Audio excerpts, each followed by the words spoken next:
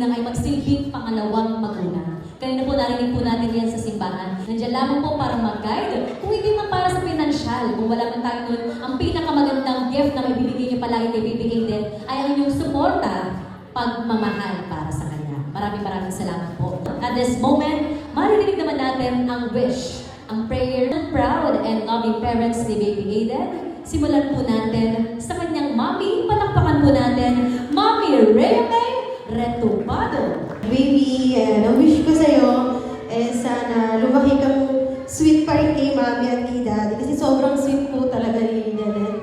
Sobra siyang masayahin, tapos di siya ganun kahirap alagaan. Medyo mahirap na ngayon kasi super likot niya na asin. So, sana lumaki kang may takot kay mami at daddy pa rin. Sana ako pa rin yung takbuhan mo. Ako pa rin yung comfort zone mo. Ayun na, I love you. Happy birthday, Aiden.